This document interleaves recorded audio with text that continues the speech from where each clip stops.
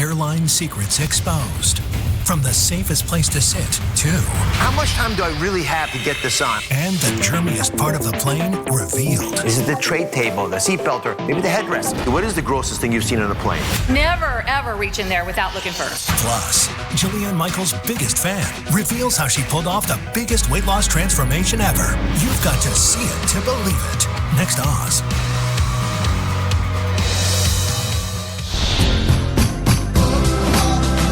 We'll save lives today. You guys ready to get healthy?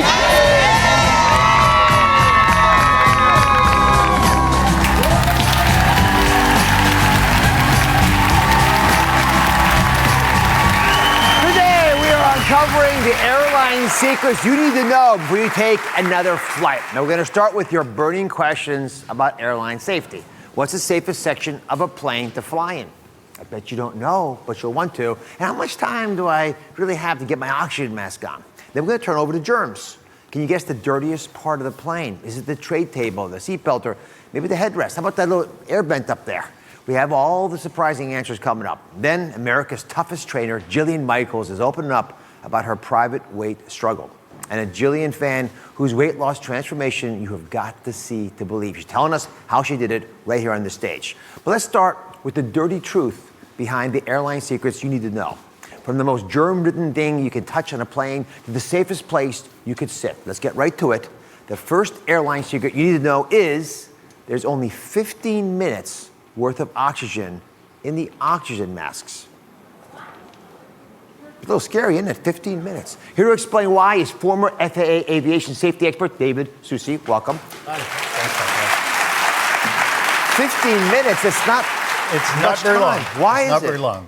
Well, some of the things that happen at the air, the only reason that they need 15 minutes is so that they can get the airplane safely down to where you can breathe. 12,000 feet, 10,000 feet, somewhere in that range, so that you can breathe.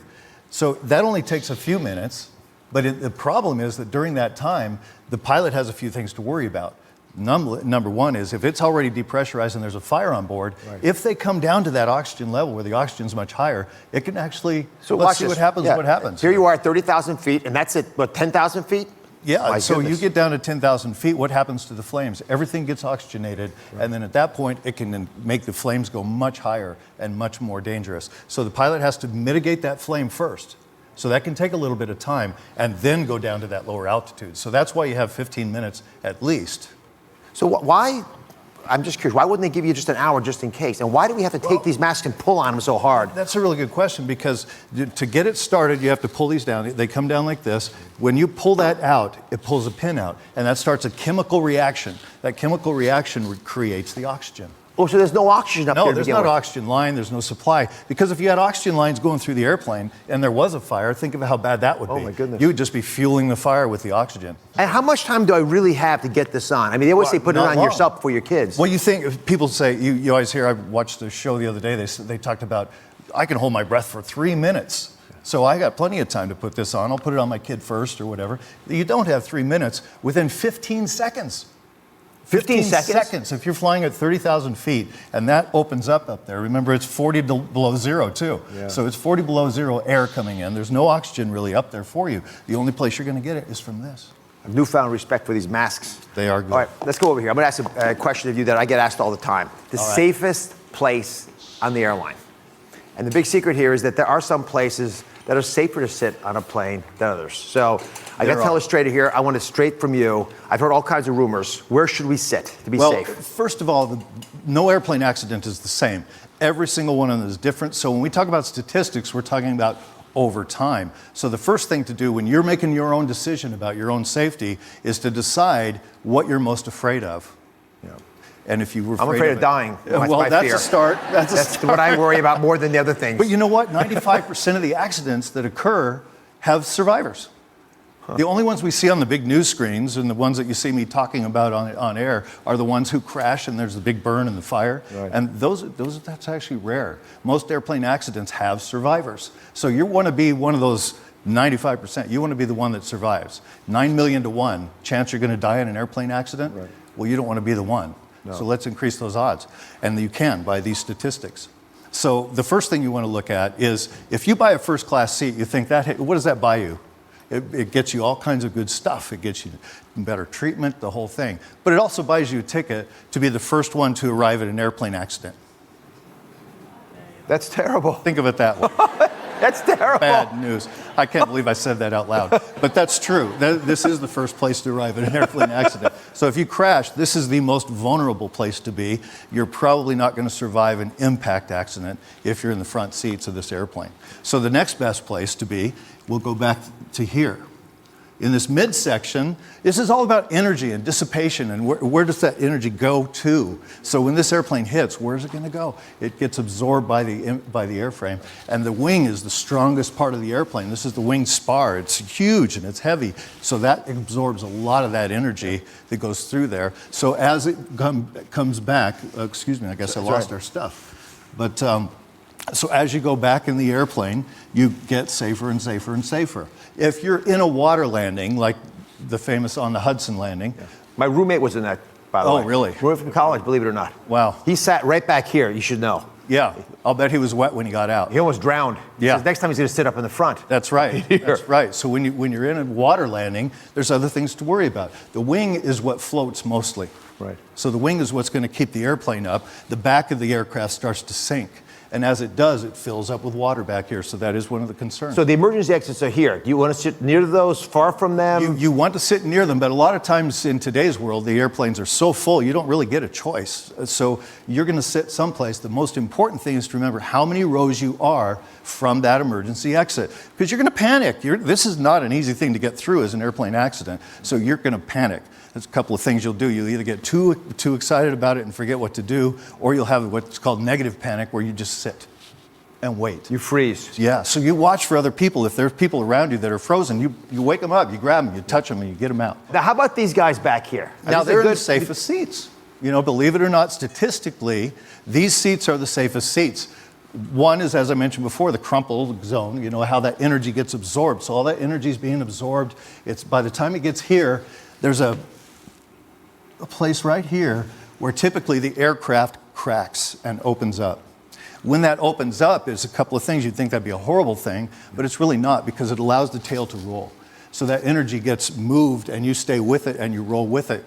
If you're in your seat and you're doing what you're supposed to do and you're leaning forward and you grab your ankles and you grab your feet, or you put your hands in front of you when you're in an aircraft accident, that seat may come dislodged and roll. And a lot of survivors happen that way. They move away from the aircraft by the fact that cracks, and they come out and they roll. Speaking of moving away from the aircraft, what clothes should I wear to get on the plane? I want this advice for everybody, but especially me. That is so important. I came out here today, and believe it or not, or yesterday, and even as cold as it is, I saw some people in sandals. Yeah. Could you imagine being in an airplane accident and you have to get out and walk across who knows what, broken metal, shards of metal, that sort of thing, in bare feet with sandals?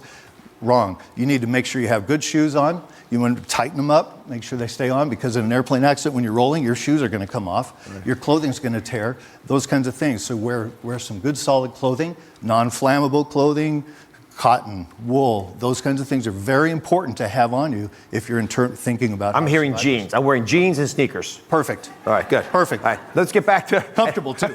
So this is a cool idea. There's a new video, you may have seen it. It's gone viral, and it's all about how maybe we can create airplane seats that are equally safe, so we don't have to fight each other over where we can sit. The idea, here it is, here's the plane. There's a capsule. That capsule gets attached onto the motor, into the wings. You're in that capsule, so all the passengers are all on there. And then when you're flying and you got a problem, here you got a problem, you detach. And then there's parachutes that deploy. Isn't this cool? You come safely to the ground. There's a little motor, little jets that lift you up. They have flotation devices so you don't sink. I mean, I love this idea. It's a concept. I mean, it might come up in the future. We never know. It comes in handy. I can't wait to have. I mean, they have airplanes now with parachutes that might be helpful. They do. That's some smaller airplanes. If they have trouble, the parachute comes out of the back and you float safely to the ground. This one hasn't happened yet. I love this advice. Thank you very much. Right. David's book is called Safer Skies. It's available now. Coming up, an undercover investigation that will reveal some of the airline's dirtiest secrets. Next, our investigation continues. Just how germ-infested are planes? Our insiders share what really goes down when they're up in the air. You should basically not touch anything. Airline secrets you need to know about before you take off. Coming up. We're running out of chocolate. Is the apocalypse upon us? The chocolate shortage is already underway. We explain why in our Food Truth series. Plus, My chocolate lover's health guide to buying chocolates. Exactly how much you need to eat to get the health benefits. and meet a girl with a lot of heart. I'm 6 years old and I have a heart outside my chest. You've got to see it to believe it. All new Oz. That's coming up tomorrow.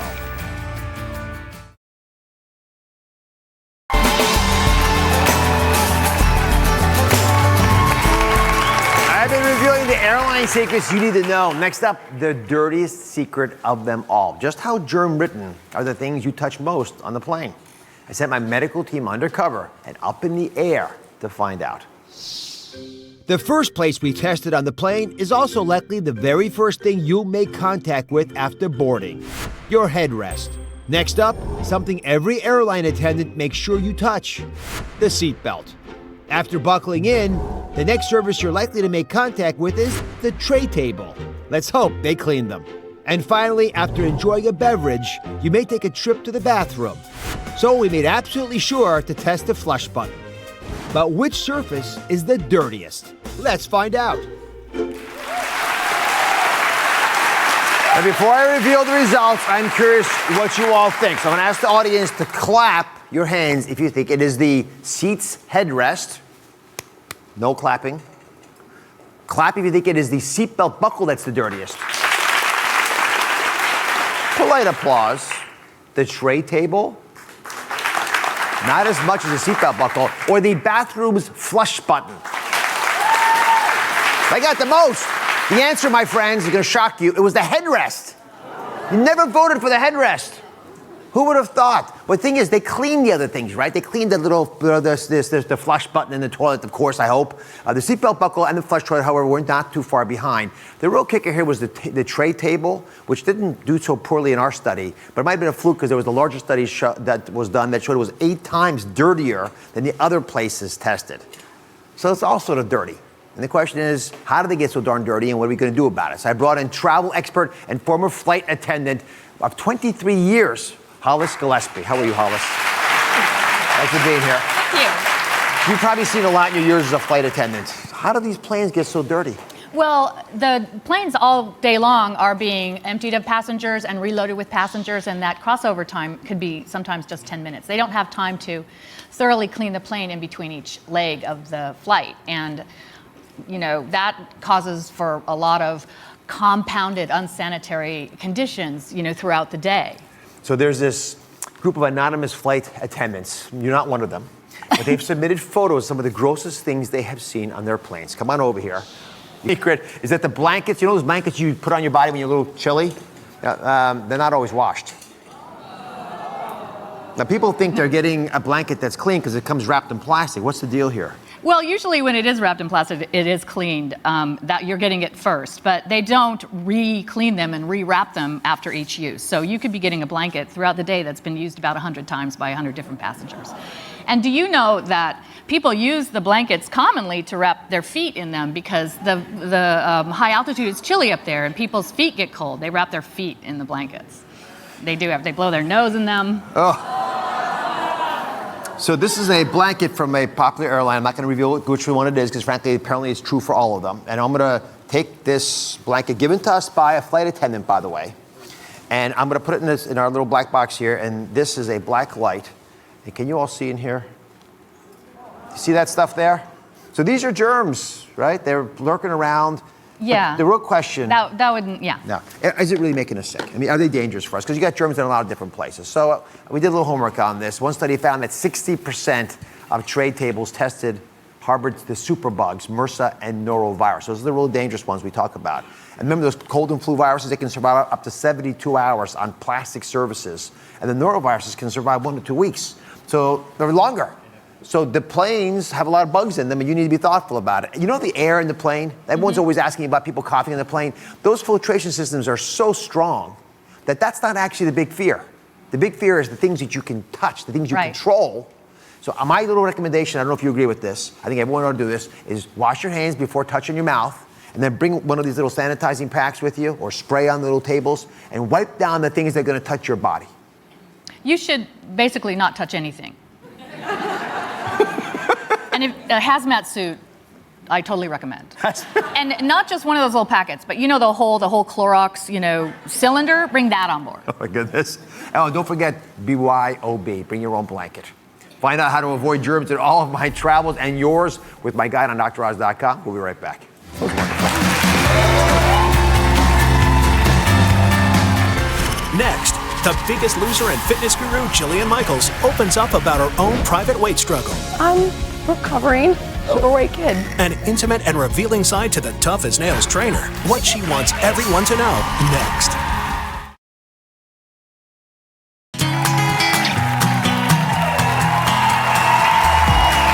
For 10 years, she inspired us every week as the tough as nails trainer on The Biggest Loser. Now, fitness guru Jillian Michaels is here, opening up about her own private weight struggle. And she's showing us a softer side of her in the new reality series, Just Jillian. Take a look. Jillian Michaels.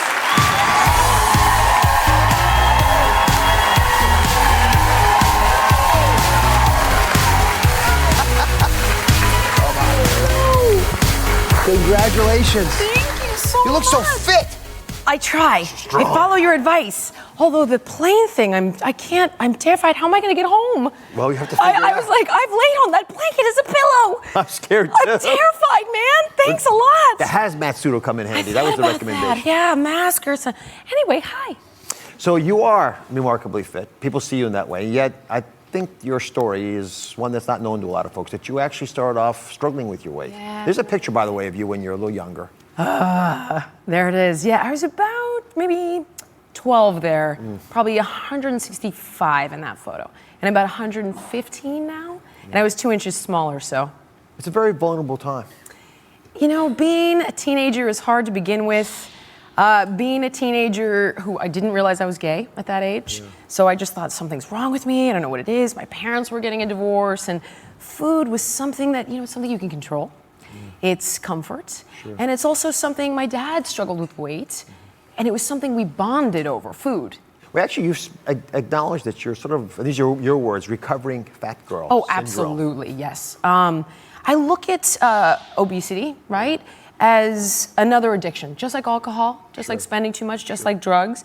And an alcoholic will never tell you they're cured. They'll say, I'm sober. I'm a recovering alcoholic. And I would utilize food in the exact same way that an alcoholic would utilize alcohol. So I always say, I'm recovering overweight kid. You're a big presence, obviously, but there's a softer side of you that I see in your new series. Congratulations, by the way. Oh, it looks fabulous. Thank you. And I didn't expect that, frankly. Yeah. I didn't know what to expect behind the scenes. Yeah. Those two beautiful children of yours, Yeah. are you going to use intimidation as part of their upbringing? No, they're very, obviously, dealing with a child. Yeah, is very different than dealing with, Biggest Loser. When you look at Biggest Loser and what it actually is, it's a life or death intervention that is existing on a ticking clock. So somebody may go home in a week, and you're going to do whatever is required. So they have these benchmark moments of a rock bottom moment, right? Yep. Where the pain of being overweight is more painful than the work and the fear associated with the change. For your kids, will tough love be part of the solution if they have weight problems? No, in fact, I see my daughter struggling. She's genetically insanely fit, but I can see a lot of the same emotional issues with food that I have. I see her eat fast. Mm-hmm. I see her not register feelings of fullness, and it's just slowly retraining her to recognize feelings of fullness without being like, do you want to eat that? Slow down, because that's the worst thing that you can do. You're so good at the kids. Why not make a third one? Oh! God. Is it on the radar screen? It's been an ongoing issue in the household, and I'm not so good actually. I struggle to figure it out, which is something you see Heidi and I deal with, our parenting differences. But one of the things I said is, listen, if we can get these two little ones that we have in school full time, 9 to 3 every day, and we can stabilize that, we might adopt an older child from foster care. Maybe. I think there's a yes. I think there's a yes. What are you? No, I said maybe. When we come back, what woman's weight loss journey that you have to see to believe? It even leaves my good friend Jillian Michaels speechless.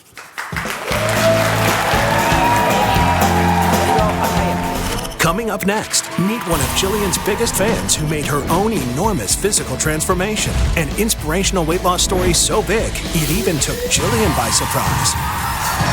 Oh my God! Her story is next. We're running out of chocolate. We explain why in our Food Truth series. Plus, a girl with a lot of heart. I'm 6 years old and I have a heart outside my chest. All new Oz. That's coming up tomorrow.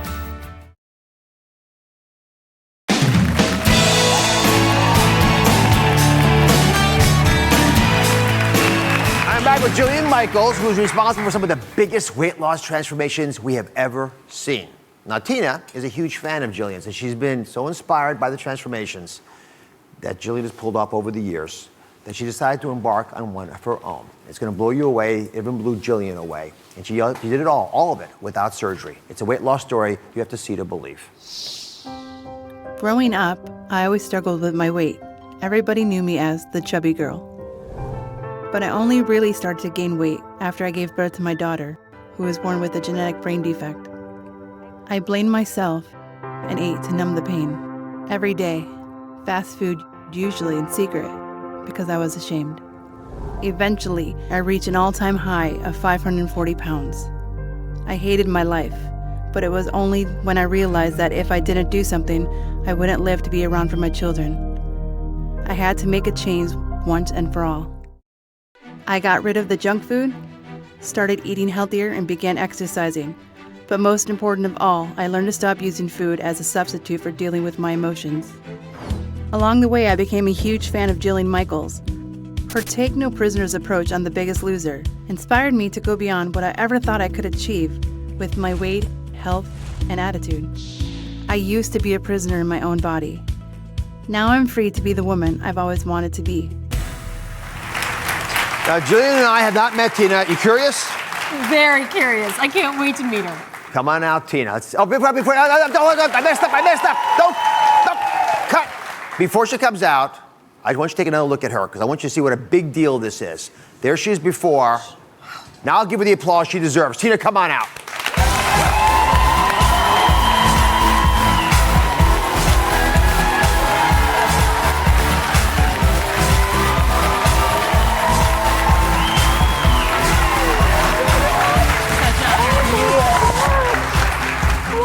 Oh my goodness.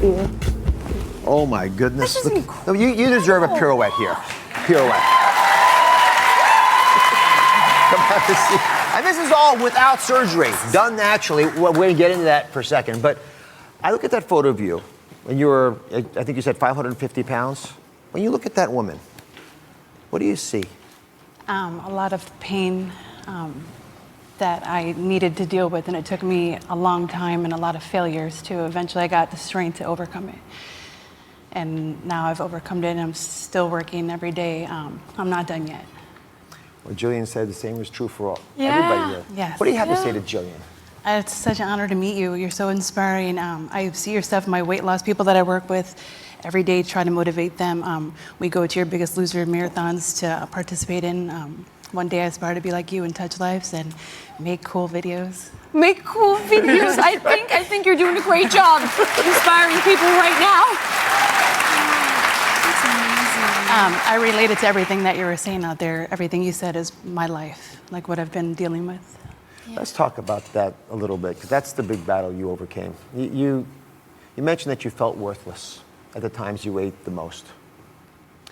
So a lot of the times you feel shame because it's not just a one-time battle that you wake up and you're like, I'm going to overcome it today. It's trial and error. So I tried many times and I failed. But all my failures had taught me, had paved my way to be successful because it taught me what not to do, what never do again.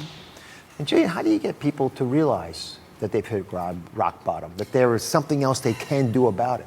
So for me, I like to define rock bottom as a moment when somebody sort of wakes up and they feel emotionally and physically the pain of the way that they've been living. And when they do, at that point, I want them to seek information and support, even if it's not in their inner circle. And this is where it could be an OA meeting, it could be a Group X class. That's why people love Zumba, that's why they love CrossFit, support. There are millions of people watching you right now, Tina. Many feel the exact same things you're feeling. What's your message for them? Live now. Whatever you're going through, get off the couch, get out of the house, get involved, get active, and love yourself at whatever stage you're at. It's really important, whether you got 5 pounds to lose, 1,700 pounds to lose, whatever, to love yourself, because until you really love yourself and accept where you're at, it's hard to move forward. You're a philosopher. All right, if you feel overwhelmed, you heard Tina say, if you feel overwhelmed and you just can't even get started on your own weight loss transformation, Tina and Jillian, the new team, they've gotten together to give you real practical tips that really do work. Stay with us.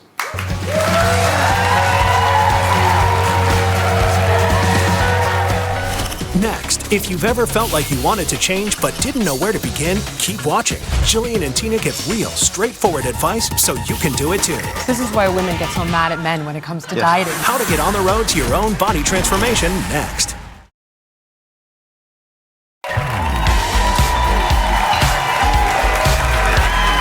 And I'm back with Jillian Michaels and Tina, who pulled off one of the biggest weight loss transformations I have ever seen. And again, no surgery, nothing special. She did what you can do at home. Now, if you're sitting at home and you're thinking, I want to change, but I just don't know how and don't know where to start, then just take for a second right now, get a pad of paper and a pencil, your smartphone, whatever, because they've got practical, real-life tips that will get you on the road to your own body transformation. The first one's from Jillian. She says, for the very first time I've ever heard her say this is a no-sweat tip.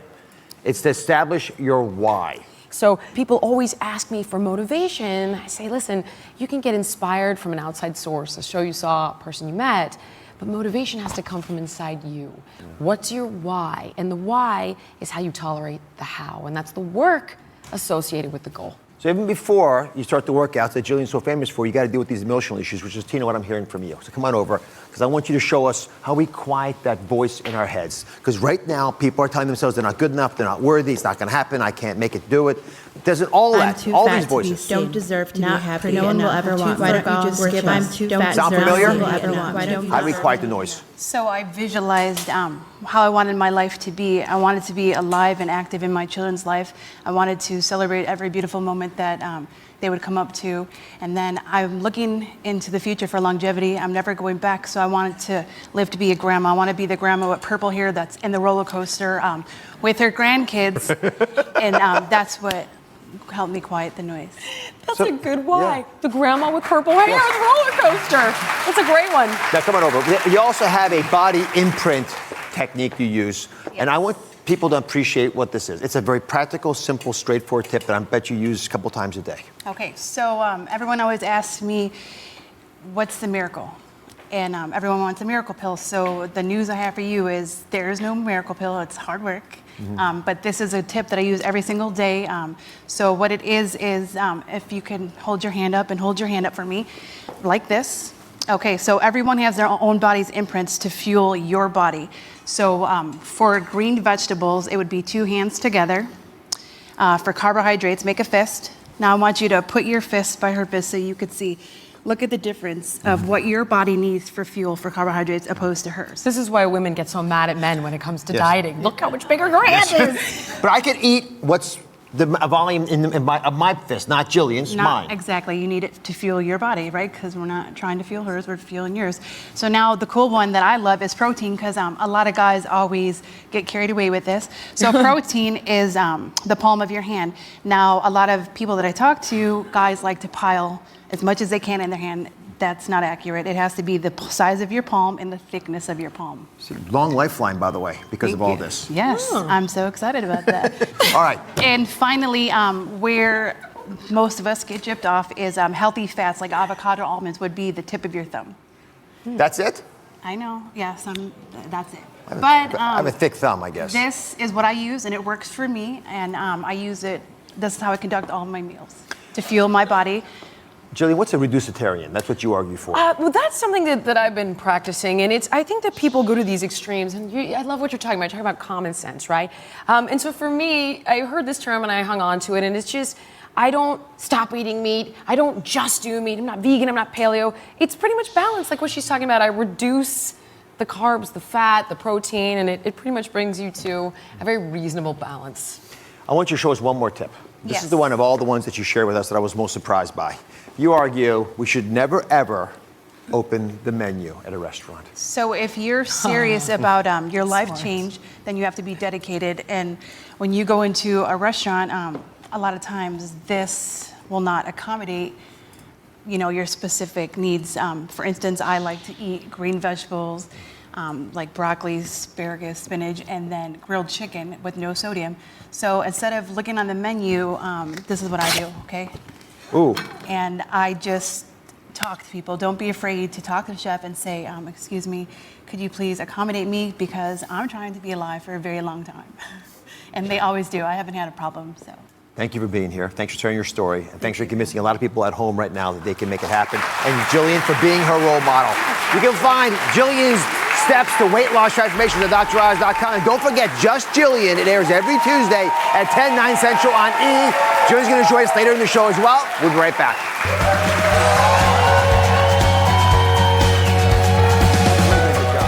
Next, can dry skin only happen in winter, or can it be hereditary?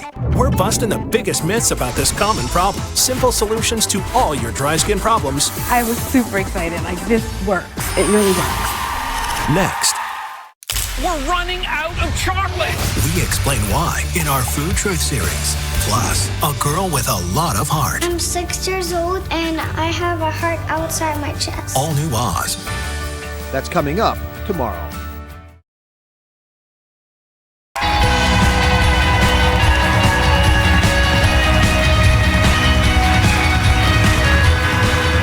There are so many myths out there when it comes to having dry skin. One is that dry skin only happens in the winter. Another is that dry skin is hereditary. So today I'm putting those myths to rest. And to help me out, I've called in one of the best. Here on behalf of our trusted sponsorship partner, Eucerin, is board-certified dermatologist Dr. Elizabeth Tanzi with all your answers. Thanks for being here, Elizabeth, as always.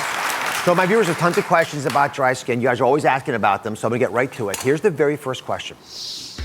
I really don't worry about my skin in the summer because it only feels dry in the winter. That's when I know there's a problem. So before we go to Dr. Tanzi, I want an answer from the audience. Just a clap if you want. How many of you think that dry, flaky skin is only a winter problem? Clapping? Yeah. It's interesting because a lot of folks are sort of completely going down that path. True or myth? So Dr. Oz, this is a myth. There are a lot of conditions throughout the year that can lead to dry skin. In the colder months, we have wind, we have drying indoor heat, as well as people taking hotter showers that can all strip the skin of its natural oils. But in the warmer weather, we have more sun exposure, which can dehydrate the skin, as well as salt, chlorine, sand. All of these things lead to dry skin all year long. You ready for a tweet? I do everything to help my skin stay hydrated. I drink water, I use a humidifier, but my skin still feels dry. Can dry skin be repaired? So true or false, you can repair dry skin? So this is a myth. You can repair dry skin. So the viewer is doing all the right things. She's drinking water, she is using a humidifier, but still she's having trouble with dry skin. But it's okay, we can repair the damage. The key here is to add a good quality moisturizer and use it regularly. I really like the Eucerin Intensive Repair Lotion for two reasons. First, it's got gentle alpha hydroxy ingredients that help to gently exfoliate the dry, flaky skin on the surface. But then it has intense nourishing moisturizers that help to hydrate the skin, lock the moisture into the skin, strengthen underneath, and improve the barrier function of the skin. And it's really the combination of these ingredients that makes the lotion so effective. So come on up. I sort of made a little animation to help show you what we're talking about, because if dermatologists think this is important, you ought to probably pay attention to it. So first of all, before we run this is what your skin looks like microscopically. You have all the deeper stuff in here, but up on the top, you've got that blue layer of cells, right? That's a protective barrier of dead cells, which means you've got to help them. They can't do it on their own. They are embedded in lipids, which prevent the moisture from escaping. But if those lipids get depleted or the outside air is too dry, especially in the winter, this layer loses the water and it all dries out. When it dries out, it starts to look dull. Now watch what happens when you apply that Eucerin Intensive Repair Lotion on it. It's got a unique formula that gently exfoliates a little bit of those dead skin cells to alleviate that dull appearance. It also creates a lipid-like barrier on your skin that helps lock in the moisture. See how they're sort of bathing in it? That's what you want. So I want you to meet two women, Olivia and her mother, Neffy. They want the answers to a myth that many families share. Now, I'm not even trying to guess.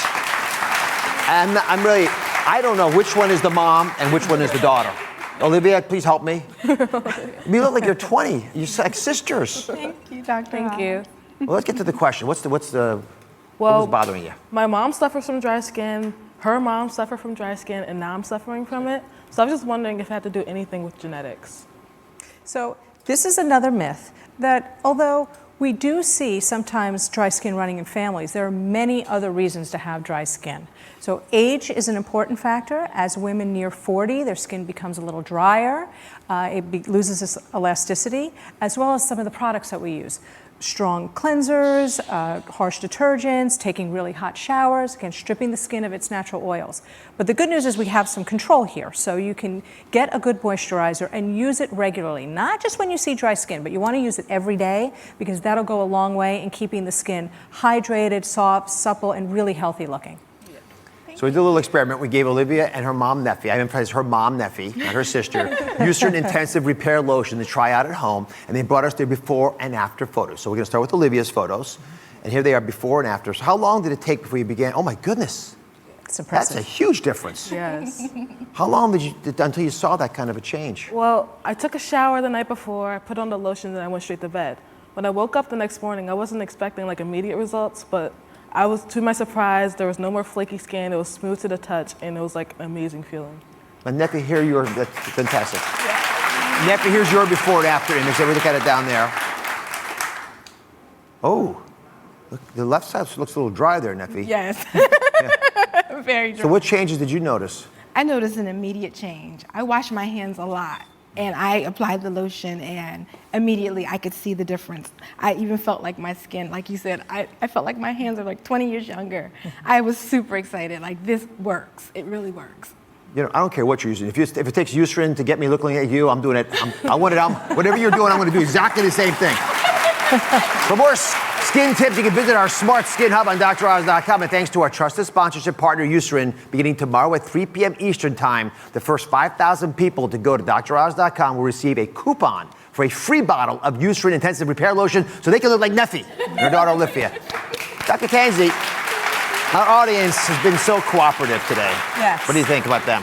I think that they could use a little something too. If you give it to them, it's less for us. We wouldn't look like them. Her hands look fantastic, but everyone deserves to have skin look right. Y'all go home with it also.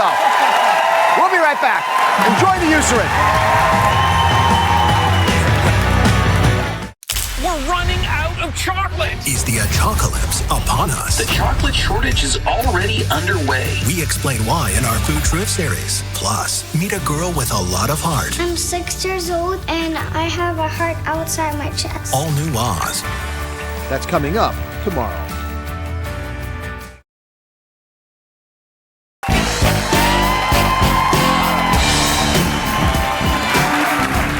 I'm back dancing with Jillian Michaels, whose new show, Just Jillian, airs on E! Now, we all have our favorite indulgences when it comes to snacking. For some, it is chocolate. I see you up there. And then pizza lovers out there, they say one slice, but I know it's more. And you all know from me, my weakness is nuts. What's your favorite indulgence? Oh, that's a cruel question. Chocolate. All right. Hands down.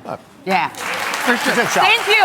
So nowadays, Thank you. You can't even blame it on not knowing the calorie count because it's right there on the front of the packaging. But let's be honest, in that tempting moment when you want that chocolate, the calorie count goes out the window. I mean, what's 200 calories, right? 200 calories is nothing. You get through that. Well, now there's some experts who want to take labeling to the next level. Not only do they want the calorie count on the packaging, they want to add how long it's going to take to burn those calories off. They're calling it the activity equivalent label. They claim it'll help people understand what they're eating. For instance, let's take Jillian's chocolate, all right, for all the chocolate lovers out there. A bar of chocolate takes nearly 45 minutes of walking or 22 minutes of running to burn out. Right? Now imagine seeing that on the peel of the wrapper before you open it up to get that wonderful chocolate. What about a slice of pizza? A slice of pizza is 43 minutes of running or an hour and a half of walking. Hour and a half? It makes Is you it think worth twice, it? though. Yeah, that's the whole calorie thing, right? You got to work to earn that. I don't care how gooey and cheesy it's it is. terrible. It doesn't matter. So my favorite, I love nuts. They take dried roasted peanuts, for example, almost 1 hour walking or 28 minutes of running. So you got to pick your demons, pick the ones that won't do so much harm to you. And there's, I think, pretty good reasons for putting these activity labels on these packages. Are you up for it? Yeah, absolutely. I think it's a great idea because it does put it in perspective and it shows people, okay, there are consequences to this. And if I don't do that 45 minutes of running, it gets stored somewhere in this area here, which is a bummer. What do you guys think? Good? Applause? They like it too. Everyone does. You head to DrOz.com for a full list of snacks and how long it'll take for you to burn them off. Thanks for joining us today. Remember, happy and healthy starts at home. You gonna go running? Heck Let's yeah. go jog. Oh yeah. Bye-bye. All right.